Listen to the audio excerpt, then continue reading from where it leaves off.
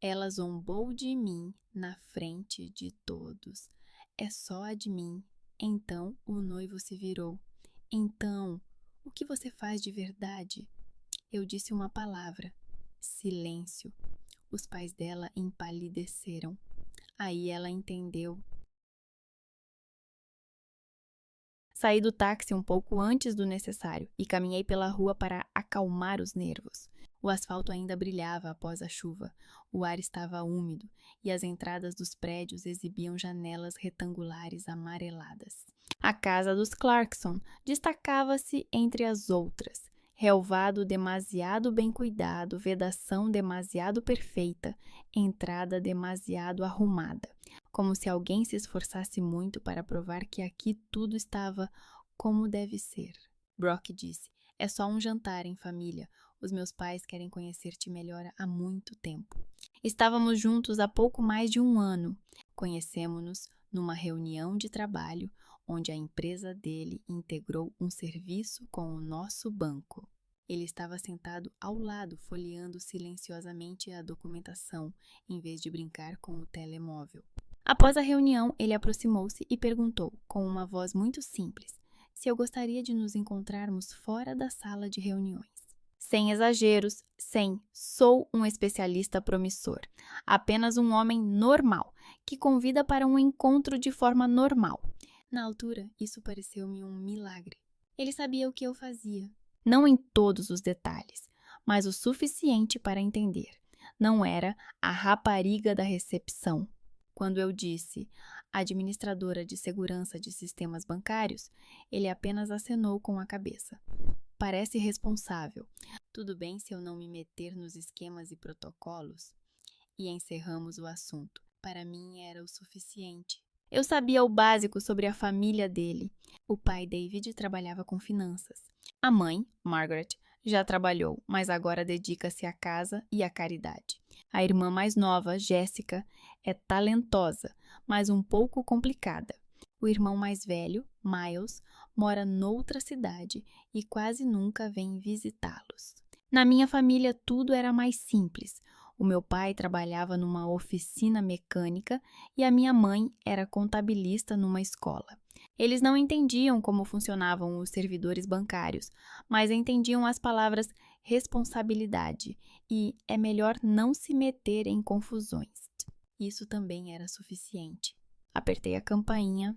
A porta se abriu tão rapidamente como se alguém estivesse atrás dela esperando exatamente por esse som.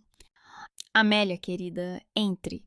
Margaret sorriu perfeitamente, como nos folhetos publicitários para mulheres bem-sucedidas com mais de 40 anos. Abraço com uma distância de alguns centímetros entre nós. Mãe, boa noite. Entrei tirando o casaco.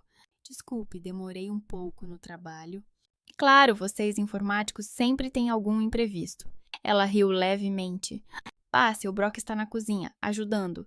A sala estava tão arrumada que eu queria pedir desculpas aos móveis antes de me sentar. Na mesinha de centro havia uma pilha de revistas dispostas como se fossem uma régua. Da cozinha vinham vozes, a de Brock, outra masculina, mais grave, e risadas femininas, muito altas para uma simples noite em família. Aqui está a nossa estrela, anunciou Margaret, levando-me para a cozinha. Brock estava ao lado do fogão com uma toalha nos ombros, vestindo uma camiseta e jeans, familiar e meu. Ele se virou, sorriu de um jeito que quase me relaxou. Chegaste, ele beijou-me na bochecha. Tudo bem? Sim, o caos de sempre, respondi. Olá a todos. À mesa estava um homem de camisa com as mangas arregaçadas. David. Ao lado dele, uma rapariga com sobrancelhas perfeitas e um telemóvel na mão.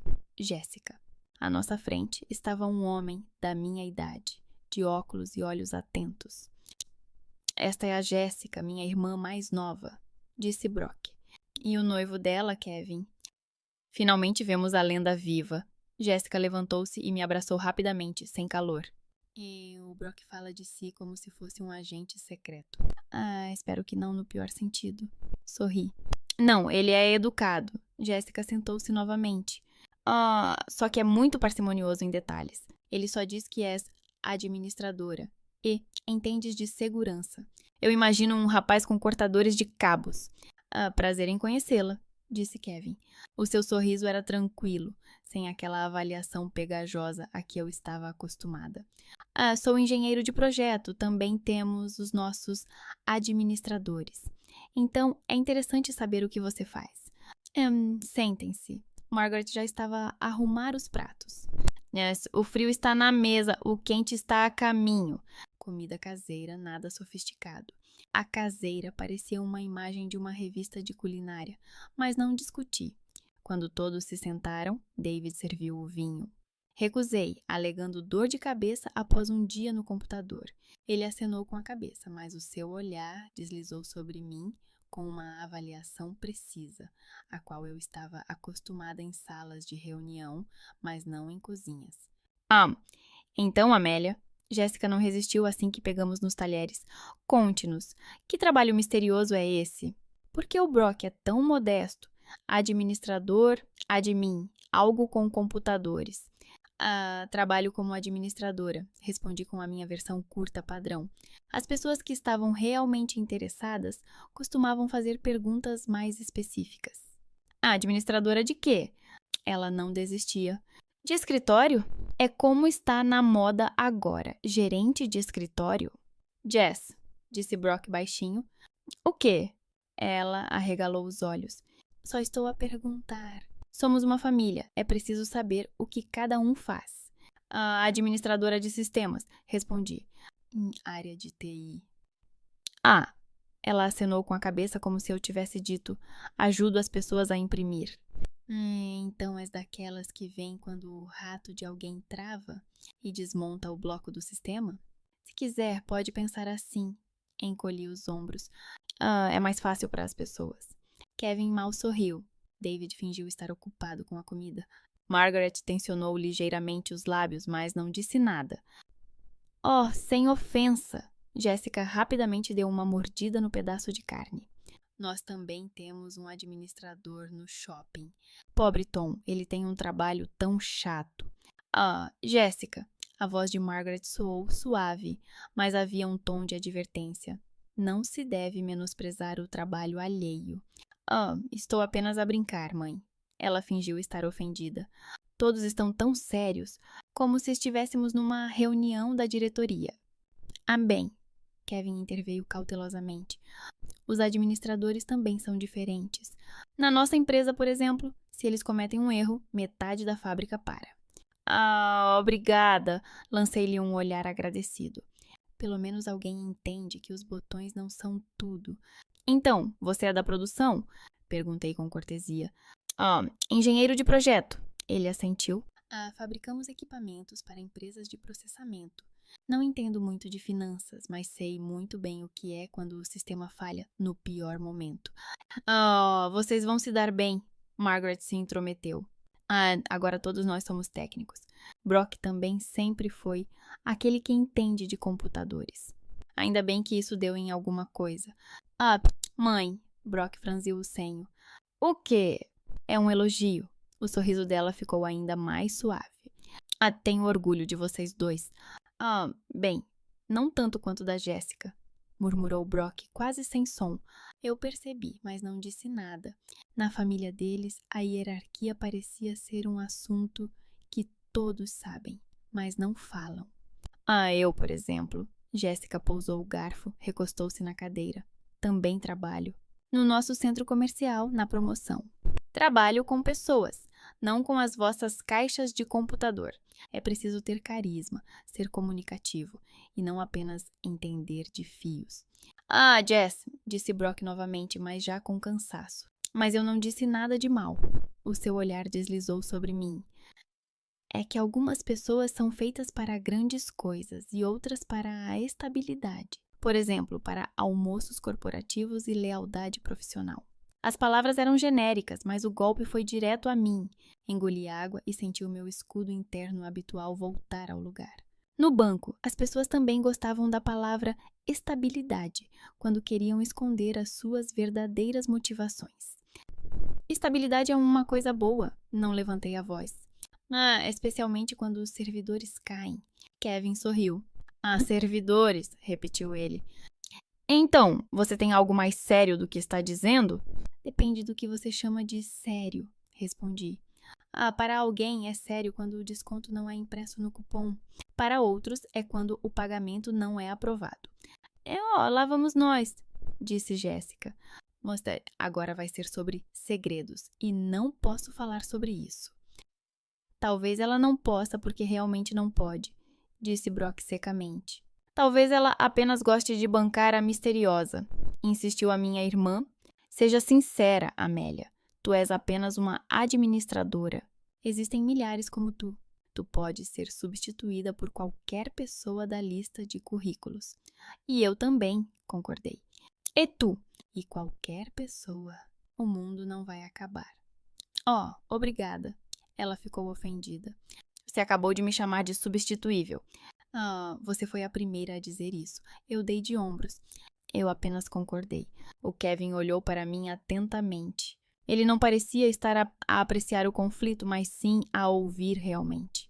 Mas é interessante, disse ele. Sei. Quando as pessoas falam sobre o trabalho com o tom que tu usas, raramente se trata de um cargo substituível. Fala como se estivesse entre alguém e algo importante. É uma deformação profissional, respondi. Quando se vê alguém a tentar passar pelas falhas do sistema todos os dias, começa-se a notar as falhas nas pessoas. Ai, ó, metáforas. Jéssica revirou os olhos novamente. Então você é a administradora de algo importante? A Kevin não desistiu. Da rede? Do centro de processamento de dados? Ele fez uma breve pausa, escolhendo as palavras. David ficou parado com a taça na mão. Margaret alisou levemente o guardanapo. Todos fingiam estar apenas a jantar, mas eu sentia 4 olhares concentrados em mim. Ah, o que é que realmente fazes? Repetiu Kevin mais baixinho, porque parece que há algo mais do que ratos e teclados.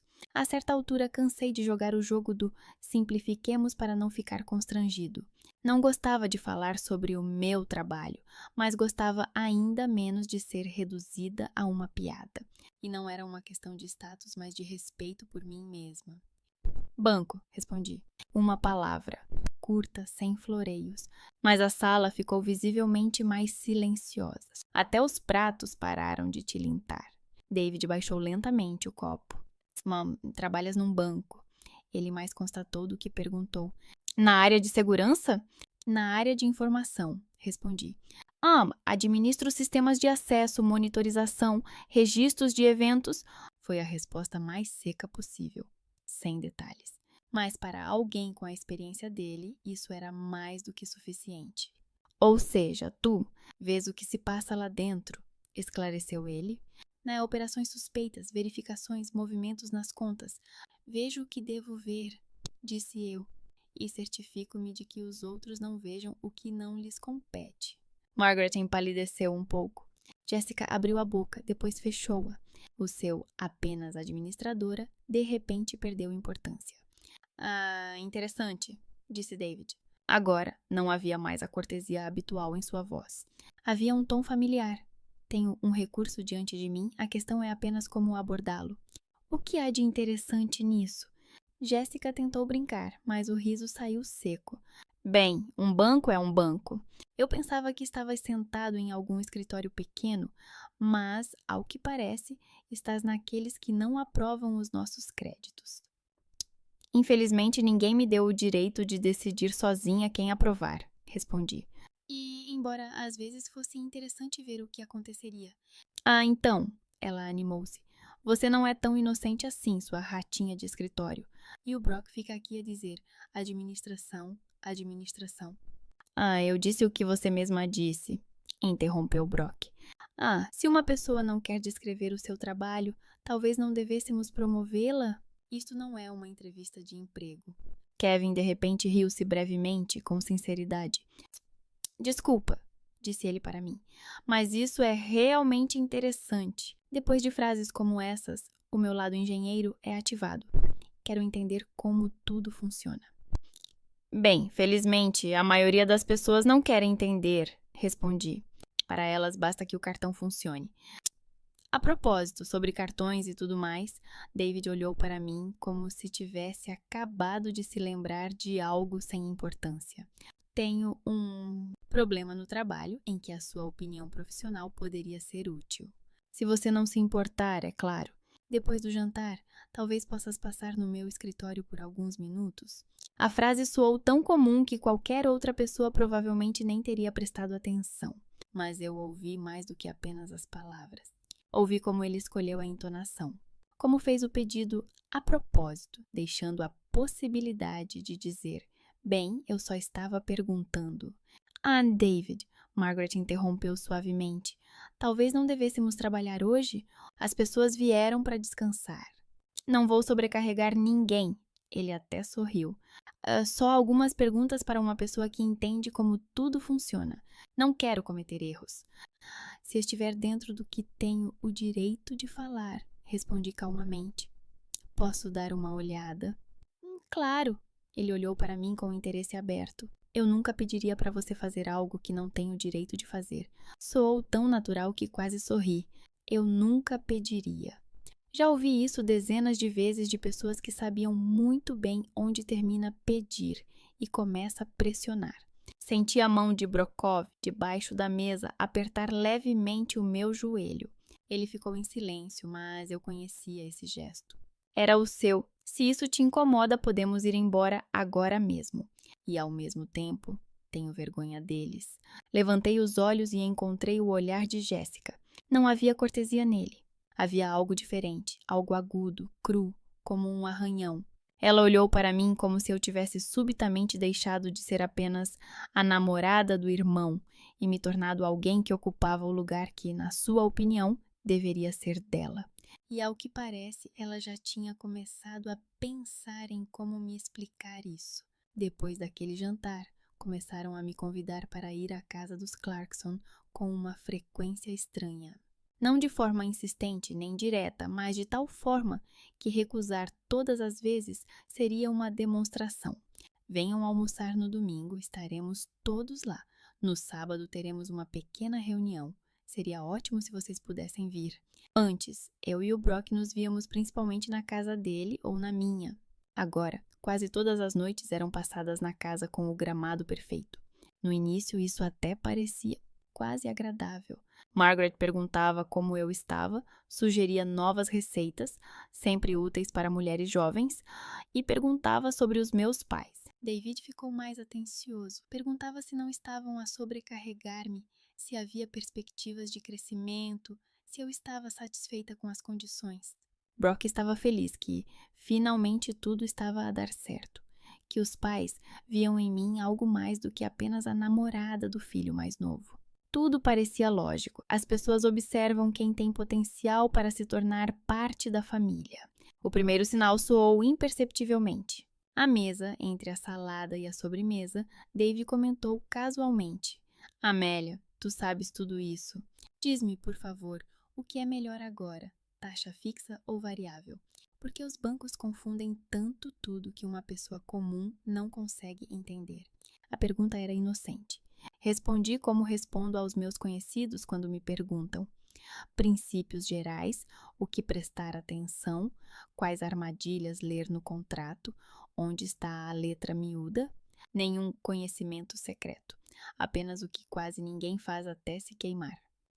Vê só, concluiu Margaret satisfeita, é completamente diferente quando se pode perguntar a alguém de dentro, em vez de a um consultor qualquer da agência. Fiquei calada. Ela pronunciou consultor da agência com a mesma entoação com que a sua filha dizia rato de escritório. Depois vieram os pequenos pedidos. David enviou-me uma mensagem à noite. Se tiveres tempo, gostaria de saber a tua opinião sobre um instrumento. Não como funcionária do banco, mas simplesmente como alguém que entende de riscos. Ele enviou uma captura de ecrã das condições de um depósito popular. Expliquei o básico, o que era verdade e o que parecia ser propaganda enganosa. Algo que qualquer pessoa poderia descobrir se não fosse preguiçosa para ler. É um tesouro, respondeu ele. Poupa-nos tantos nervos. A palavra nós me incomodou um pouco na época, mas eu deixei isso de lado e fui dormir. O cansaço sempre me torna mais complacente do que deveria. Depois daquele jantar, Jéssica mudou de atitude. Um dia, ela simplesmente escreveu: Ei, desculpa por ter exagerado naquela noite. Eu sou brusca. Talvez um café algum dia. Oh, tu não bebes café. Então, um chá? Eu gostaria de me redimir. Eu não queria muito, mas Brock, ao ver a conversa, disse: Olha, se ela realmente quer se reconciliar, isso não é ruim. Eu sei que ela pode ser uma chata, mas ela não foi assim a vida toda. Eu concordei. Nós nos encontramos em um pequeno estabelecimento, onde eu pedi um chá e ela pediu algo com caramelo e chantilly, como se isso pudesse compensar o vazio na conversa. Olha, ela começou 10 minutos depois. Realmente, desculpa por aquela noite. Eu estava nervosa por causa do trabalho e descarreguei tudo em ti. Não foi porque não gostei de ti. Tudo bem, respondi honestamente. Fiquei chateada, mas não guardo rancor. Tens o direito de não gostar de mim. Não é que eu não goste de ti. Ela brincou com os dedos na palhinha. É mais que não gosto quando alguém me ignora. Entendes? Foi como um tapa com luva. Ela nem tentou disfarçar. Não estou a competir contigo, disse eu. Não sou esse tipo de pessoa. Eu sei. Ela acenou com a cabeça. É isso que me irrita. És tão tranquila, confiante, do tipo: conheço o meu valor, não preciso provar nada. E eu, passo a vida toda a provar algo em alguém. Ela tomou um gole e acrescentou como que de passagem. Agora, por exemplo, estou provando ao banco que sou solvente. Senti que a conversa estava mudando de rumo. Você está falando de crédito? Perguntei cautelosamente. Sim. Ela colocou o copo na mesa e se inclinou para mais perto. Quero comprar um apartamento, tipo meu próprio apartamento, para não depender dos meus pais. E claro, do meu marido. Parece ótimo, não é? Parece compreensível, disse eu. Já fiz o pedido. A sua voz tornou-se conspiratória. Mas as condições são tais. A taxa de juro não é nada do que eu esperava. E então penso, tendo uma pessoa do banco na família, seria estranho não aproveitar, não é? Senti tudo apertar dentro de mim. Aí estava ele, o momento para o qual, aparentemente, tudo estava a caminhar. O que exatamente você quer de mim? Perguntei diretamente. Nada demais. Ela fingiu inocência. Só pode dar uma olhada para ver como melhor formalizar. Para, sei lá, diminuir um pouco a taxa, tirar a comissão, ou para que a minha ficha seja analisada pela pessoa certa, e não por algum robô. O robô é ótimo, eu disse. Ele não olha para quem é tua irmã. Bem, tu também não és um robô. Ela sorriu. Tu podes, bem, tu sabes, conduzir todas essas coisas, onde redirecionar o que para quem. Expliquei como pude, que existem condições padrão que se adequam a um determinado perfil, que é possível mostrar honestamente rendimentos estáveis, talvez alugar um apartamento menos luxuoso, então os riscos são menores e a taxa é melhor. Contei algumas coisas realmente úteis. Quando é melhor apresentar a candidatura, porque é importante ter um histórico de crédito limpo, como não se endividar com as opções de presente. Ela ouviu, acenou com a cabeça e depois exalou. Não, isso tudo é muito demorado e complicado. Outros conseguem chegar a um acordo mais rápido. Um amigo do Kevin recebeu uma oferta tão boa, um conto de fadas. Simplesmente, uma amiga do banco deu uma palavrinha. Sinto muito, disse eu, e pela primeira vez nesta conversa não tentei amenizar. Mas não posso ser uma amiga do banco. Não tenho autoridade para alterar manualmente a sua taxa. E se tivesse, isso seria uma violação. Na melhor das hipóteses, uma medida disciplinar, na pior, um crime. Meu Deus, que horror, disse Jéssica, revirando os olhos. Mas todos fazem isso. Achas que vivemos num país de santos? Acho que tenho um único livro de trabalho e uma única liberdade, respondi. E não quero trocá-los pela taxa de juros confortável de alguém. Ela ficou em silêncio. Por um minuto. Depois sorriu friamente. Isso é interessante, disse ela. Ou seja, para clientes estranhos, você é apenas uma pessoa que segue as regras. E para a quase família, você não é ninguém, porque você não pode fazer nada por eles. Para a quase família, eu enfatizei o quase. Eu posso fazer o mesmo que faço por mim mesma. Explicar como não se meter, ajudar com conselhos e avaliações. Isso é o máximo. Tu entendes. A voz dela ficou mais baixa, que quando eu me tornar tua nora, será estranho saber que tu podias, mas não quiseste. Se te tornares minha nora, respondi em voz igualmente baixa, será ainda mais estranho começar a história da família comigo a desprezar tudo aquilo com que ganho a vida. Ela olhou para mim com tanta surpresa como se eu tivesse quebrado algo na sua cabeça. Sinceramente, disse ela, nunca vi ninguém se apegar tanto ao seu trabalho. Não se trata do trabalho, respondi. Trata-se de não ter que me justificar para mim mesma depois. Depois daquele encontro, ela não escreveu por algum tempo. Mas os pais dela se tornaram mais ativos. Margaret ligava apenas para conversar. Perguntar como estava o meu dia, se eu não estava cansada, se não me ofendiam no trabalho, se o Brock compreende o quanto você é valiosa para nós. Entre as perguntas sobre a minha saúde, surgiam frases como: um conhecido nosso está com problemas com um empréstimo. Um homem tão bom, com família, filhos. O banco recusa-lhe o empréstimo por causa de uma formalidade idiota. É injusto, não é? Se alguma vez acontecer algo semelhante no teu banco, vais dizer, não vais? Eu não trabalho com decisões sobre empréstimos, repeti. Temos departamentos separados para isso. O meu trabalho é garantir que ninguém falsifique essas decisões. Claro, ela respondeu. Não estou a falar de nada ilegal. É que às vezes é tão importante ter alguém em quem se pode confiar no banco. David também escrevia, num estilo mais profissional. Enviava links para alguns produtos financeiros e perguntava: o que você acha disso como profissional? Eu respondia de forma correta. Quando não podia, ficava calada ou respondia de forma genérica. Ele agradecia, mas em cada ita obrigado, eu sentia uma precisão. Por enquanto. Nessa altura, os meus pais viviam ao seu ritmo. Eu ia visitá-los uma vez por semana, levava doces. A minha mãe insistia para que eu não gastasse dinheiro. O meu pai queixava-se do novo macaco que sempre encrava quando não é preciso. Eles nunca perguntaram sobre juros, depósitos, condições especiais. Certa vez, o meu pai suspirou. A propósito, o nosso frigorífico velho já está a dar os últimos suspiros. Vamos comprar um barato a prestações. Mas nós mesmos vamos resolver isso. O vendedor explicou. Não se preocupe.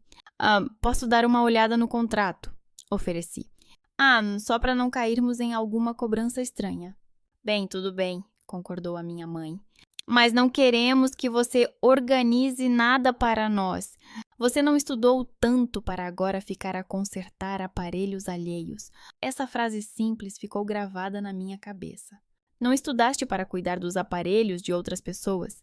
E toda vez que Margaret ou David tocavam no assunto dos pequenos favores, essa frase ecoava no fundo da minha mente. Brock percebeu que algo estava errado. Uma noite, quando estávamos deitados no sofá dele a olhar para o teto em vez de vermos um filme, ele disse: eles incomodam-te, não é? Um pouco, respondi honestamente. Não muito. É apenas desagradável quando as pessoas começam a olhar para ti através da lente do lugar onde trabalhas. Eles sempre fizeram isso. Ele sorriu amargamente. Só que antes não havia ninguém no meu círculo que realmente trabalhasse onde eles não têm acesso. Não quero discutir com a tua família, eu disse, mas também não vou me tornar um serviço de entrega para eles. Não estou a pedir isso. Ele voltou-se para mim. Se eles exagerarem, eu os controlo. Só avisa-me se eles ultrapassarem os limites. É importante para mim não perder o momento em que tu disseres, chega, já basta. Mopé, tu mesmo vês os limites, respondi. Só que te dói reconhecê-los. Ele ficou em silêncio. Ambos sabíamos que era verdade. Alguns dias depois, Margaret convidou-me para um almoço tranquilo em família. Sem convidados desnecessários, só os nossos. Pensei que talvez eles realmente quisessem acalmar a situação. A mesa estava surpreendentemente silenciosa, sem piadas da Jéssica, sem insinuações do David. Eles falavam sobre o tempo, sobre a reforma dos vizinhos, sobre coisas banais. Eu até relaxei um pouco, até que, em determinado momento, Margaret suspirou. Amélia, eu sei que você não gosta quando lhe pedem ajuda no trabalho, mas mesmo assim, a Jéssica disse que não queres ajudá-la com o empréstimo. Expliquei-lhe como posso ajudar, respondi. E como não posso? Não estamos a pedir nada ilegal, interrompeu o David. Só queremos condições um pouco melhores. Tu sabes como isso funciona. Para os nossos, eles sempre fazem exceções. Para nós não existe os nossos, disse eu. Existem políticas e procedimentos. Se começarmos a quebrá-los, o sistema entra em colapso. Meu Deus, você fala como se fosse um manual. Jéssica não resistiu. E políticas, procedimentos? Você não é um robô. Não podes abrir uma exceção para quase uma família? Se for possível uma vez, respondi calmamente, será possível uma segunda vez. E uma terceira. E então alguém vai parar nas notícias. Margaret fez uma careta como se eu tivesse estragado o apetite de todos à mesa. Estás a dramatizar muito, disse ela. Estamos a falar de alguns por cento e de uma decisão um pouco mais rápida, não de esquemas obscuros. Para mim, não há muita diferença. Desviei o olhar dela para o David. Se eu usar a minha posição profissional onde não devo, isso já é um esquema. Talvez ainda não seja crime, mas já é um caminho escorregadio. David bateu pensativamente com os dedos na mesa. É tão íntegra, disse ele. Por um lado, isso é bom. Por outro, um pouco. Também é preciso flexibilidade na vida. A família é para nos ajudarmos uns aos outros. Concordo, respondi. A família é para nos ajudarmos, mas não para nos colocarmos em risco. Eles ficaram em silêncio. Havia muito nesse silêncio. Ofensa, incompreensão, cálculo. Brock finalmente não aguentou mais. Eles pedem como se você fosse a única a gerir o banco, disse ele. Você sabe que não funciona assim. Pedimos o que é considerado normal no nosso círculo, respondeu David friamente. Quando há um médico na família, recorrem a ele para pedir conselhos. Quando há um advogado, pedem para ele dar uma olhada no contrato. Temos uma rapariga que trabalha no banco. Seria estranho fingir que o trabalho dela não pode significar nada para nós. Se pedem ao advogado para dar uma olhada no contrato, disse eu. Não para falsificar assinaturas. Pedem ao médico para explicar os exames, não para emitir um atestado falso. O que vocês querem de mim é mais do que apenas conselhos. Você está a colocar-nos no mesmo nível que os vigaristas. A voz de Margaret tremeu. Isso é ofensivo. Estou a colocar-vos no mesmo nível que as pessoas que querem de mim algo que não posso dar, respondi. Tom, se para vocês isso é a mesma coisa, sinto muito. O almoço terminou rápido e tenso. Quando saímos para a rua, Brock parecia ter passado por um moedor de carne. Desculpe, disse ele. Não achei que eles iriam tão longe. Eles ainda não foram longe, respondi. E estão apenas a aquecer. Entrei no carro e senti uma onda de cansaço me invadir. Não era cansaço físico. Era a sensação de que estavam a controlar-me de forma cuidadosa, mas insistente. Não como pessoa, mas como acesso ao sistema. No caminho para casa, lembrei-me do que o meu pai disse sobre o frigorífico. Nós mesmos vamos resolver isso. Como a minha mãe repetia, o importante é não fazer nada que depois não consigas suportar. Eles nunca perguntaram quem eu conhecia no banco. Para eles bastava saber quem eu era. Os Clarkson, porém, olhavam para mim com outros olhos. E quanto mais eu me lembrava das últimas conversas deles, mais claro ficava. Na equação deles, Amélia significava cada vez menos a mim mesma. E cada vez mais significava aquilo que se podia alcançar através de mim. A roda começou a girar sem movimentos bruscos. Não houve um escândalo após o qual tudo mudou. Em vez disso, surgiram muitos pequenos. Por favor, é uma ninharia que lentamente apagaram a linha divisória entre o pessoal e o profissional. David foi o primeiro a passar para um novo nível. Uma noite, ele ligou quando eu ainda não tinha tirado os sapatos. Ah, Amélia, desculpe por ligar a esta hora, mas tenho um pequeno pedido a fazer. Na verdade, não é bem um pedido. É mais uma necessidade de opinião profissional. A sua voz era quase profissional.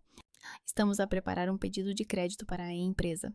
Poderia dar uma olhada nos documentos para ver como eles ficariam do ponto de vista do banco? Não oficialmente, é claro. Não posso avaliar o pedido de um cliente, respondi. E isso é feito por outro departamento. Não é isso que quero dizer. Ele rapidamente assegurou. É apenas uma opinião interna. Será que escrevemos alguma bobagem que assuste logo de cara? Você não vai aprovar nada, apenas dizer se estamos adequados. Formalmente, é uma consulta. Eu concordei, mas antes mesmo de abrir os ficheiros, senti um formigamento desagradável e familiar na nuca. Os documentos eram típicos, números otimistas, relatórios um pouco embelezados, alguns pontos que certamente levantariam perguntas adicionais no banco. Escrevi-lhe onde estavam os pontos fracos, o que valia a pena decifrar, o que remover das receitas publicitárias. És um achado, respondeu ele. Com a tua ajuda, tudo correrá muito mais suavemente. Com a tua ajuda, soou como se eu já tivesse me tornado uma parte invisível do esquema deles. Margaret pressionava de forma mais suave. Durante os almoços e chás, gostava de iniciar conversas sobre apoio familiar. Estou a pensar em como deve ser uma boa nora, dizia ela, ajeitando os guardanapos. Não perfeita, apenas boa. Não se trata apenas de fazer bolos. Trata-se também de ajudar a família naquilo em que és boa. Se a nora de alguém for médica, ela não se recusa a dar uma olhada amigável nos exames, certo? Assim, exames são uma coisa, respondi. E preencher um atestado falso é outra coisa. Você leva tudo muito a sério. Ela sorriu. O mundo não é tão preto e branco assim. Temos uns conhecidos. A nora trabalha na administração municipal. A família deles não fica na fila para obter autorizações. E ninguém sofre. A palavra troca soava honesta nessa filosofia familiar. Ninguém escondia que o amor estava intimamente ligado ao benefício. Jéssica agia de forma mais rude. Ela escrevia regularmente para Brock. A tua Amélie está novamente a fingir que sou uma estranha para ela. Diz-lhe que família não é só palavras. Tenho vergonha de que a minha futura nora seja tão fria. Quando ele me mostrou a correspondência, não senti raiva, mas sim cansaço. Era como se estivesse a ler uma série de reclamações clichês sobre um funcionário inadequado. Não precisas de ler isso, disse eu. Pode simplesmente sair desse chat. É a minha irmã. Ele esfregou o nariz. Se eu a bloquear, a minha mãe vai fazer uma tragédia. E eu não quero uma guerra em cima de tudo. Só quero que ela pare de te incomodar. Ela não vai parar enquanto achar que eu lhe devo alguma coisa, respondi. E eu não lhe devo nada. Ele sentou-se à minha frente, apoiando as mãos na mesa. Eu amo-te, disse ele. E amo-os. E quanto mais forte é a pressão, mais me sinto uma traidora de qualquer maneira. Se ficar do teu lado, é como se estivesse a abandonar a minha família. Se aceitar as pequenas coisas deles, parece que estou a trair-te. Não estás a trair ninguém, disse eu.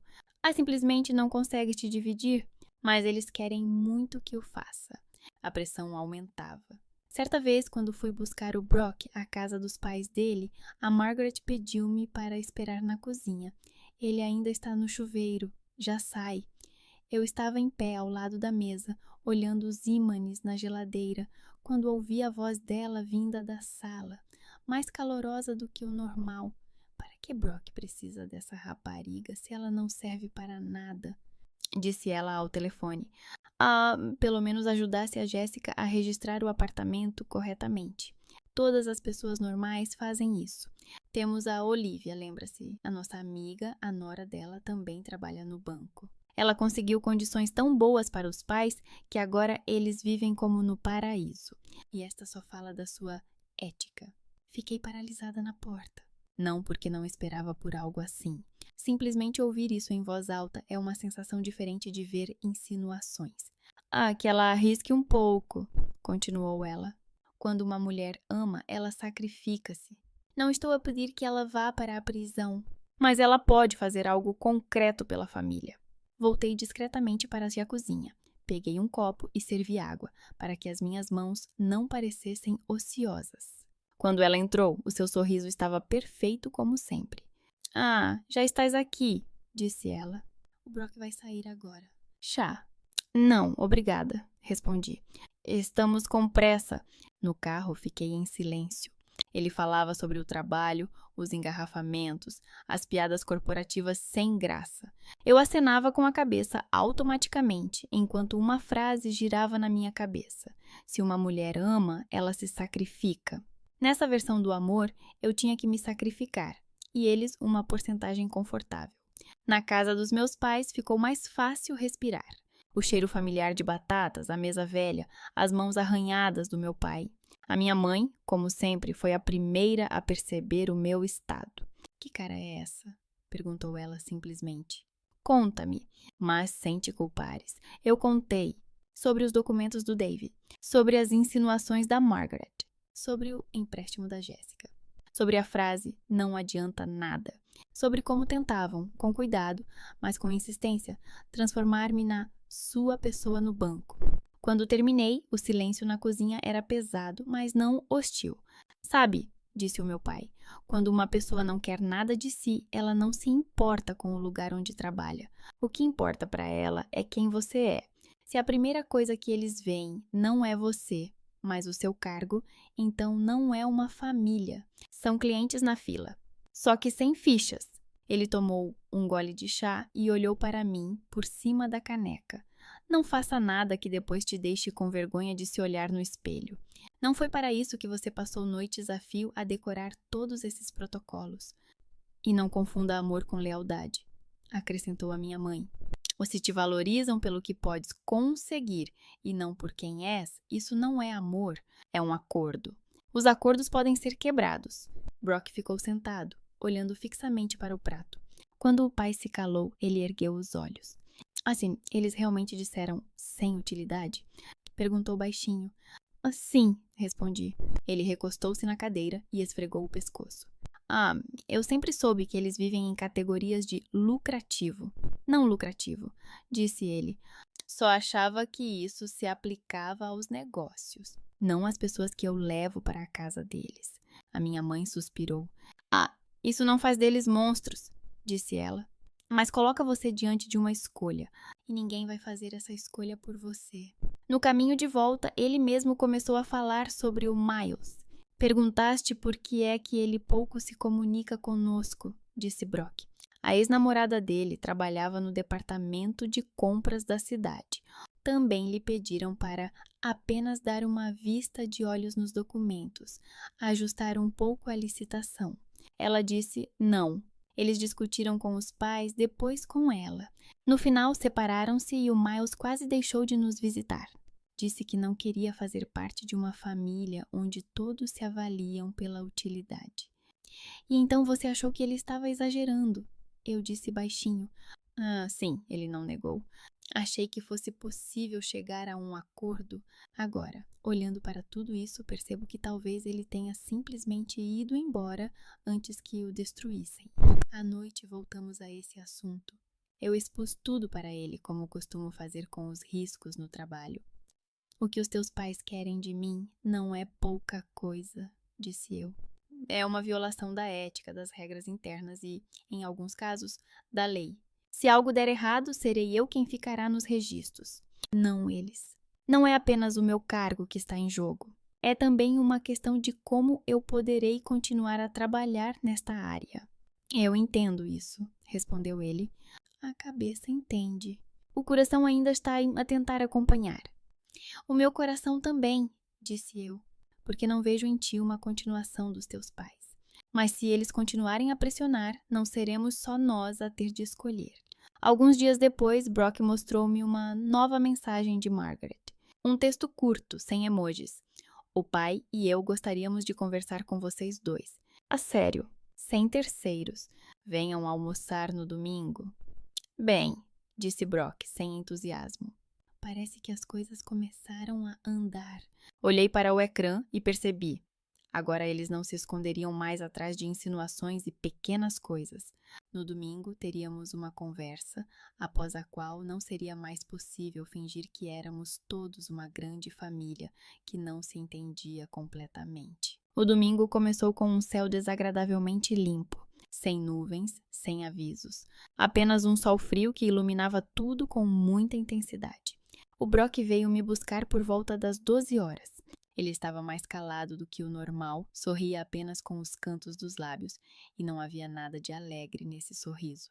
Está pronta? Perguntou ele quando entrei no carro. Pronto para quê? Respondi, apertando o cinto. Pronto para que agora, ou eles entendam, ou tudo vá para o inferno. Ele ligou o motor. Não há terceira opção. A viagem passou em silêncio. Eu olhava pela janela, ele olhava para a estrada. Algumas vezes ele estendeu a mão para pegar a minha, mas não conseguiu, porque o volante o mantinha em tensão. Eu pensava que, em famílias normais, o almoço de domingo é sinônimo de risos, histórias e uma certa rotina leve. Para nós, parecia uma convocatória para uma reunião de trabalho com o subtítulo Questões de Importância Estratégica. A porta foi aberta por Margaret. Ela vestia uma blusa impecável, tinha o cabelo preso e um sorriso fino como um fio. Entrem, disse ela sem excesso de cordialidade. O almoço está quase pronto. Na sala de estar, perto da lareira, estava David, com os braços cruzados sobre o peito. Jessica estava sentada no sofá, Kevin ao lado dela, mas um pouco afastado, como se não compreendesse bem por que o mantinham ali. Sentem-se, disse Margaret, apontando para as cadeiras à mesa. Queríamos conversar antes da refeição, para não estragar o ambiente à mesa. Parecia que estragar o ambiente depois da refeição seria melhor. Sentamo-nos. Brock ao meu lado, David e Margaret à minha frente, Jessica e Kevin ao lado. Parecia um tribunal. Dave começou primeiro. A voz firme, sem emoções desnecessárias, como de alguém que já tinha pensado em tudo. Amélia, nós respeitamos-te muito, disse ele. É uma rapariga inteligente. Trabalhaste muito para alcançar o que alcançaste. Isso é valioso. Mas ultimamente temos notado distanciamento. Quando a família pede ajuda, esconde-te atrás das regras. Se as regras são mais importantes do que as pessoas, acrescentou Margaret suavemente. Então, desculpa, isso não é família. Sempre acreditamos que a família é apoio mútuo. Se cada um cuida de si mesmo, então para que precisamos uns dos outros? As suas palavras soaram quase filosóficas, mas por trás delas havia uma lógica simples. Se não nos dás o que queremos, não precisamos de ti. Não me escondo atrás das regras, disse eu, mantendo a voz firme. Simplesmente não posso violá-las. Não é um capricho meu. É a lei. Política interna. Ética profissional. Já expliquei isso várias vezes. E nós ouvimos, concordou David.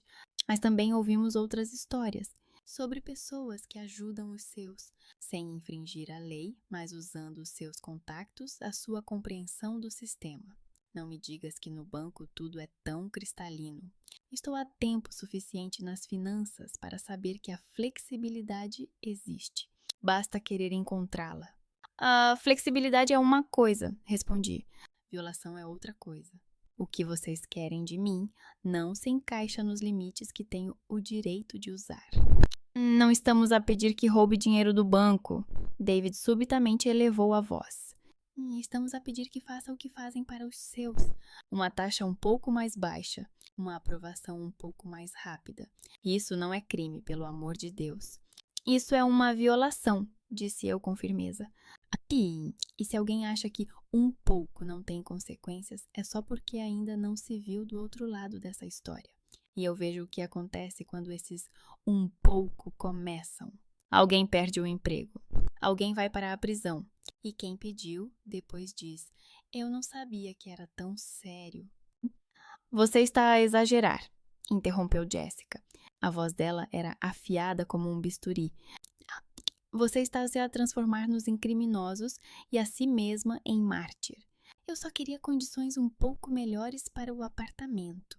Isso é natural. Tu nem mesmo queres ajudar a mim, tua futura cunhada. O que vai acontecer depois? Quando realmente precisarmos de algo? Se realmente precisarmos de algo, significa que eu tenho que sacrificar a minha carreira, disse eu, olhando-a diretamente nos olhos. Então nada vai acontecer, porque eu não vou me sacrificar pelo conforto de outra pessoa, mesmo que essa pessoa se considere família. Conforto de outra pessoa?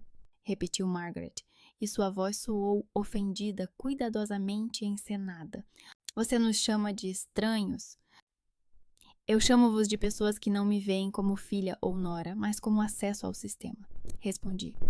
E sim, isso torna-vos estranhos, porque a família não coloca uns aos outros diante da escolha entre consciência e lealdade. David bateu com a mão na mesa. Agora estás a acusar-nos de manipulação? A sua voz ficou mais fria. Nós que te acolhemos nesta casa, respeitamos-te, tentamos compreender-te, e o que nos deste em troca? Nada. Apenas recusas e lições de moral. Dei-vos honestidade, disse eu. Não menti. Não fingi que podia fazer o que não podia. Não prometi o que não faria. Se para vocês isso é nada, então provavelmente estamos à procura de coisas diferentes na família. Quer saber? Jéssica levantou-se do sofá, cruzando os braços. Acho que o problema é que você simplesmente não sabe fazer parte de uma equipa. Estás habituada a que tudo gire em torno de ti e dos teus princípios. E nós aqui somos apenas o pano de fundo para ter a tua pessoa moralmente superior.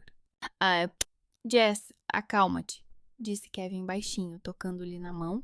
Ela lançou-lhe um olhar severo e ele afastou-se. Brock, que até então estava calado, finalmente falou. A sua voz era baixa, mas havia um tom firme nela que eu raramente ouvia. Chega, disse ele. Vocês estão a falar com ela como se ela lhes devesse alguma coisa, como se ela tivesse vindo aqui para implorar por um lugar na família. Mas ela não lhes deve nada. Ela é minha namorada, não sua funcionária. Brock, você não entende, começou Margaret. Eu entendo melhor do que você imagina. Ele a interrompeu. Eu vejo como vocês olham para ela, como fazem perguntas, como cada frase sua é um teste. O que você vai fazer por nós? Isso não é família. Isso é comércio. Ou não ouse falar assim comigo. A voz de David ficou dura como ferro. Eu sou seu pai. Eu te criei. Te dei tudo o que pude. E se agora estamos pedindo um pequeno favor, isso não é negócio. É uma interação humana normal. Pequeno? Brock sorriu amargamente. Vocês estão a pedir que ela infrinja a lei, que se comprometa, que arrisque a carreira. Isso não é um pequeno favor. Vocês querem que ela pague pela vossa aprovação com a própria vida. Queremos que ela faça parte da família, respondeu Margaret friamente. E não uma observadora externa com um conjunto de proibições. Amélia não é um multibanco, disse Brock com dureza, e havia algo em sua voz que eu nunca tinha ouvido antes. Ela não é um corredor de serviço. Ela é uma pessoa, minha namorada. E eu não vou permitir que falem com ela como se fosse um produto que não correspondeu às expectativas. Ainda mais porque vocês só querem algo dela, mas não dão nada em troca, além de pressão. O silêncio que se seguiu foi pesado. David olhou para o filho como se ele tivesse dito algo inaceitável. Margaret cerrou os lábios. Jéssica agarrou o telefone como se procurasse refúgio no ecrã. Então escolha, filho, disse David. A sua voz era baixa, mas cada palavra caía como uma pedra. Ou você está com a família, ou com ela, porque não vemos sentido em continuar esta história se cada um está por conta própria. Brock virou lentamente a cabeça para o pai. Nos seus olhos, vi algo que me impressionou. Não era medo nem confusão. Determinação. Mãe, então estou com ela, disse ele. Até que vocês mudem de ideia e entendam que família não é chantagem. Ele pegou minha mão. Sua mão estava fria, mas firme. Vamos, disse ele para mim. Nós nos levantamos. Margaret levantou-se bruscamente. Brock, você não pode fazer isso. A voz dela subiu. Nós somos sua família. Sempre estivemos ao seu lado. Ah, vocês estiveram ao meu lado enquanto era conveniente, ele respondeu sem se virar. Quando ficou inconveniente, vocês deram um ultimato. Essa escolha é vossa, não minha. Vais te arrepender, gritou Jéssica. Ela vai te abandonar assim que perder o interesse. Nós estamos aqui para sempre. Talvez sim, disse Brock. Mas esse será o meu erro, não o investimento de vocês. Kevin ficou sentado imóvel, olhando para algum lugar no chão. Ele não disse uma palavra. Mas quando nossos olhares se cruzaram por um instante, vi em seus olhos algo parecido com compreensão. Talvez ele também visse algo nessa família que não lhe agradava. Talvez simplesmente não se atrevesse a admitir. Saímos da casa sob os gritos altos de Margaret e os palavrões abafados de David. A porta fechou-se atrás de nós com um baque surdo e de repente ficou tudo muito silencioso. Apenas o vento sussurrava nas folhas e, ao longe, um cão ladrava. Brock sentou-se ao volante e eu no banco do passageiro. A porta fechou-se. Ele não ligou o carro. Apenas ficou sentado, segurando-se o volante com as duas mãos, olhando fixamente para a frente. Ah, desculpa, disse ele baixinho. Não pensei que tudo fosse acabar assim. Não tens culpa, respondi. Fizeste o que tinhas de fazer. Eu disse-lhes que escolhia a ti. Ele virou-se para mim. Mas, sinceramente, estou com medo. Eles estiveram ao meu lado toda a minha vida, mesmo que estivessem errados, mesmo que tenham manipulado. Eles continuam a ser os meus pais. Eu sei, disse eu, e não te peço para os odiar. Apenas não deixes que eles te destruam. Ou a mim, ele acenou com a cabeça. Depois pousou a cabeça no volante. Acho que eles só precisam de tempo, disse ele baixinho. Nós. Todos precisamos de tempo. Eu não sabia se isso era verdade. Se eles realmente mudariam de ideia. Se entenderiam que tinham ultrapassado os limites. Ou se fechariam para sempre as portas para quem não concordasse em jogar segundo as regras deles. Mas agora, sentada no carro em frente à minha casa, eu não sentia alívio, nem triunfo, nem mesmo tristeza. Eu só sentia um vazio depois que alguém finalmente chamou as coisas pelos seus nomes, e o medo de que o futuro fosse ainda mais difícil. Brock ligou o motor.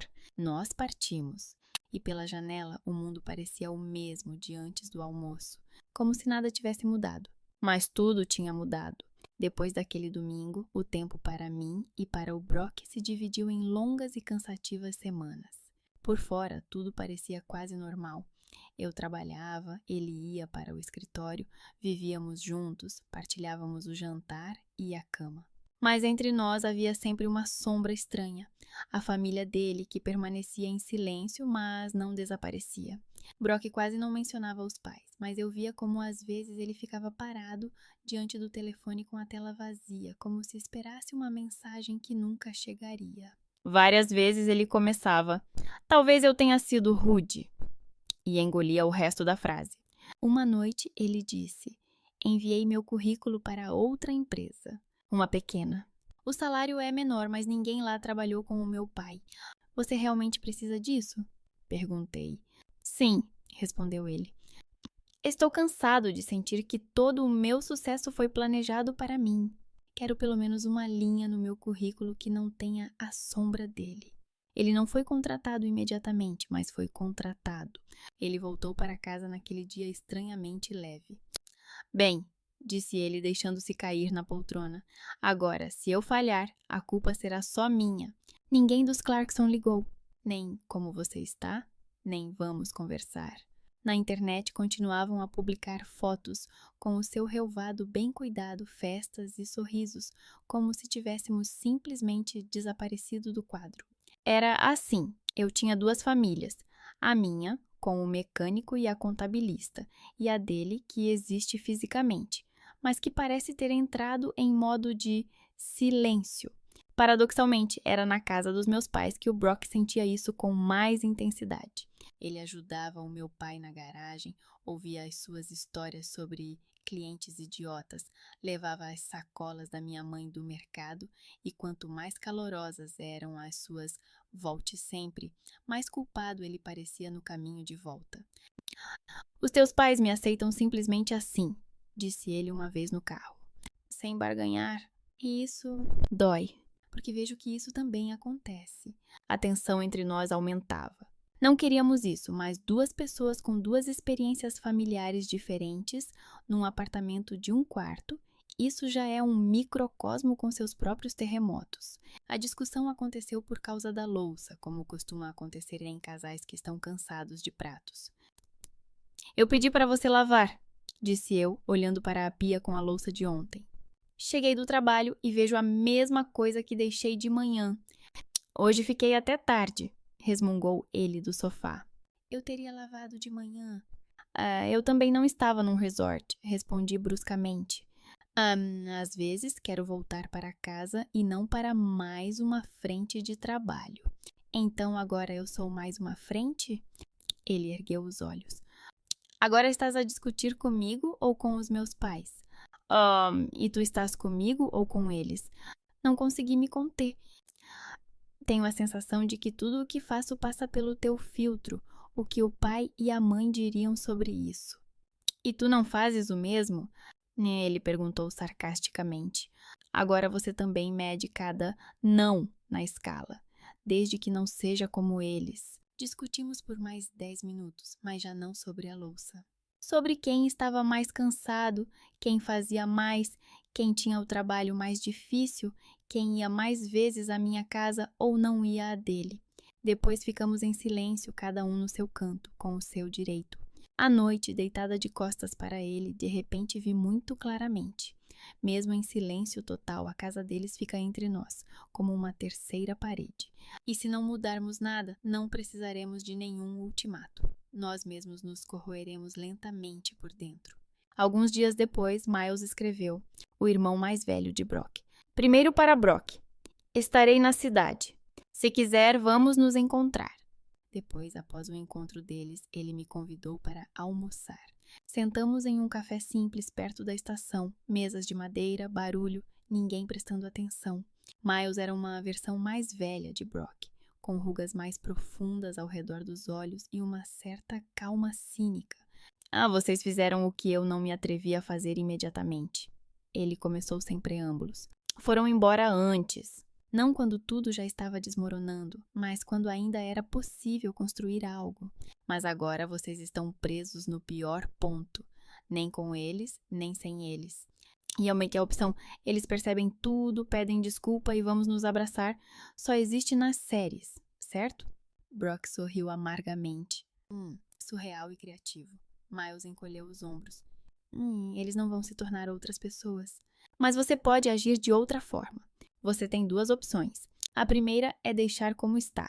Guerra Fria, ausência de contato, um tema eterno que você vai evitar em casa, mas que vai surgir em cada discussão. A segunda é escrever as suas regras do jogo para eles. Estamos dispostos a conversar, mas o tema do banco, da carreira e de quaisquer preferências está encerrado. Não toquem nisso. Conversamos. Se tocarem, adeus. Tu fizeste isso? Perguntei. Não, respondeu ele honestamente. Simplesmente desapareci. Parei de ir lá, de atender o telefone. Para eles, eu ainda estou ofendido e exagerando. Não me arrependo de ter ido embora, mas de não ter conseguido sentar uma vez e dizer: aqui está o meu não. Vocês aceitam ou não? Ainda podem. Tenho medo, disse eu, que abriremos a porta e tudo se repetirá. Isso já se repete nas vossas cabeças, respondeu Miles calmamente. A única diferença é que agora vocês estão a discutir com pais imaginários, mas podem tentar discutir com os vivos. À noite, Brock e eu sentamo-nos num banco perto da casa. Não sei se quero vê-los, disse ele, mas sei que não quero viver para sempre com o status de aquele que bateu a porta e desapareceu. Se é para romper ou consertar alguma coisa, que não seja em silêncio. Se decidirmos fazer isso, respondi, temos que estar preparados para nos levantar e sair pela segunda vez, sem esperança de que eles mudem de ideias. Sim, disse Brock. Desta vez, sem portas de reserva. Ele escreveu uma mensagem curta para o pai. Estamos prontos para conversar, se você quiser realmente entender, em vez de discutir. A resposta veio rapidamente. Venham no domingo, sem pessoas desnecessárias. Já não encarei o segundo encontro de domingo como uma cena de julgamento. Era mais parecido com uma negociação. Não fomos para nos justificar, mas para apresentar as nossas condições. A casa estava silenciosa, sem convidados extras, sem mesa de gala. Jéssica bateu a porta em algum lugar no andar de cima e não apareceu mais. 3 pessoas estavam sentadas na sala de estar. David, Margaret e Brock. Sentei-me ao lado dele.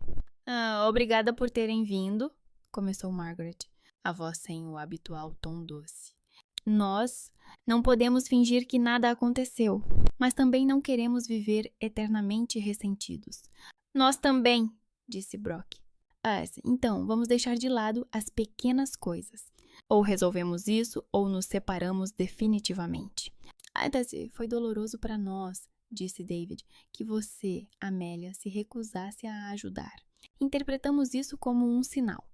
Você não quer fazer parte da família. Eu não recusei a família, respondi, mas sim a violação das regras, pelas quais eu teria que responder depois. Não posso usar o meu trabalho como um instrumento para os meus entes queridos. Não porque não os respeito, mas porque respeito a mim mesma e a minha profissão. Sempre tivemos tudo interligado, interrompeu Margaret. Trabalho, família, conhecidos. Nós dávamos, recebíamos. Eu entendo, disse eu. Mas se eu disser sim uma vez, vocês sabem que não vai parar por aí. Eu vejo onde as histórias de só um pouquinho acabam. Agora está a fazer de nós pessoas egoístas, disse David, cerrando os dentes. Estou a fazer de vocês pessoas que queriam de mim algo que eu não tinha o direito de dar, respondi calmamente. E quando eu disse não, vocês colocaram o seu filho diante de uma escolha. Entre vocês e eu. Foi uma decisão sua, não minha. Brock colocou a mão no meu joelho e acrescentou: eu fiz a minha escolha naquela altura. E agora não pretendo revê-la. Se a condição para a nossa relação é que a Amélia seja a sua pessoa no banco, então não estamos no mesmo caminho. Se estiver disposta a aceitar que o trabalho dela e a nossa família são coisas diferentes, então há algo a discutir. Houve uma pausa na sala. Era possível ver que, na cabeça de David, o hábito do poder e o medo de perder o filho mais novo, assim como já havia perdido o mais velho, estavam em conflito. Inesperadamente, Margaret foi a primeira a se mover. Ela colocou a mão no antebraço do marido. David, disse ela baixinho, não quero outro Miles. Não havia teatralidade na sua entoação, apenas cansaço. Ela olhou para mim. Até que eu realmente achava que estava a pedir isso pelo nosso bem, disse ela. Pela nossa filha, pela estabilidade. Mas parece que confundi bem com controlo. Se dizes que esse limite é intransponível para ti, tudo bem. Posso aceitar pelo menos uma proibição. David cerrou os lábios. Se concordarmos com isso, disse ele lentamente. Significa que não teremos mais a nossa pessoa no banco. Nada de apenas dar uma olhadela. Nada de acelerar. Para nós tu não és um cargo, mas... ele hesitou por um momento. A namorada do nosso filho. Certo. Sim, respondi. E vocês não vão esperar dinheiro, heranças ou qualquer outra coisa em troca disso? Acrescentou ele secamente. Não esperávamos, respondeu Brock. Se quiserem ajudar, é com vocês. Se não quiserem, também. Mas chega de negociações do tipo nós para vocês e vocês para nós. O pessoal é pessoal. O trabalho é trabalho. Ele acenou com a cabeça como se estivesse falando consigo mesmo. Tudo bem, disse ele. Vamos tentar assim. Vamos ver se conseguimos. Não foi uma reconciliação com abraços. Foi mais um acordo entre adultos que de repente perceberam que ou aceitavam os limites uns dos outros ou ficariam de mãos vazias. Passaram-se 6 meses. Os nossos pais acabaram por se encontrar na casa de campo dos Clarkson. A minha mãe, com um bolo e um pouco nervosa, o meu pai com o seu único casaco, que tinha visto todos os eventos familiares, Margaret, que os recebeu sem qualquer tom de superioridade, e David, que olhava para o meu pai com um interesse quase sincero. À mesa não se falava de bancos nem de política. Falava-se de carros, da horta, da reparação da estrada, do preço da gasolina. O meu pai rapidamente encontrou um terreno comum com o David. Riam-se das histórias sobre clientes que sabem tudo. A minha mãe e a Margaret discutiam como é difícil agora com as crianças, que decidem tudo sozinhas. Eu estava sentada entre eles e observava como dois mundos, que na vida normal nunca se cruzariam, tentavam ouvir um ao outro. Durante toda a noite ninguém mencionou o meu trabalho. Nenhum, mas tu estás no banco, tu não ouviste? Por 2 vezes viu David inspirar antes de fazer uma pergunta semelhante. E se conter. A Margaret interrompeu-se a si própria com as palavras: "Nós temos um empréstimo", e mudou de assunto para a creche dos filhos dos vizinhos. Esse silêncio controlado era estranho, mas nele sentia-se um respeito genuíno pelo limite que tínhamos acordado. Quando já estávamos de saída, o pai apertou a mão de David. "Tem uma bela casa", disse ele. "Mas o melhor que tem é este bobão", apontando para Brock. "Cuide bem dele." Vamos tentar", respondeu David. "E a sua filha também." No carro, a caminho de casa, Brock e eu ficamos em silêncio por algum tempo. Então ele disse: "Sabe, hoje eu olhei para todos eles e pensei, nenhum de nós se tornou perfeito. Mas há uma regra que parece todos finalmente aprenderam. Nenhum dos desejos deles custará a sua liberdade." "Você realmente acha isso?" perguntei. "Ah, sim", respondeu ele. "Caso contrário, não estaríamos aqui juntos hoje. Em casa tiramos a roupa, colocamos as coisas que trouxemos da casa de campo nos seus lugares e tomamos um chá na cozinha." O cansaço era especial. Não por causa das discussões, mas porque tivemos que manter as fronteiras à vista por muito tempo. Deitada no escuro, pensei em como tudo isso começou, com alguém à mesa dizendo: "Mas ela é apenas uma administradora", e com um único banco meu que fez com que os rostos deles empalidecessem. Mas agora estava claro, não foi essa palavra que determinou tudo. Foi outra coisa. O meu não, dito não uma, mas muitas vezes. Com firmeza, com cansaço, repetidamente. E agora seguíamos em frente, para onde quer que acabássemos por chegar.